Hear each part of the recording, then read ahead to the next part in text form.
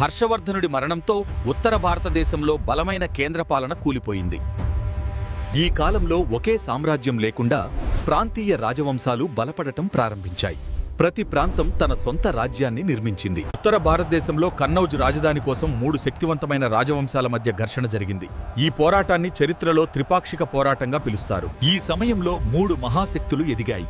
పడమర నుంచి గూర్జర ప్రతిహారులు, తూర్పు నుంచి పాలవంశం, దక్షిణం నుంచి రాష్ట్రకూటులు. బెంగాల్ ప్రాంతాన్ని పాలించిన పాలులు బౌద్ధ ధర్మానికి గొప్ప పోషకులు.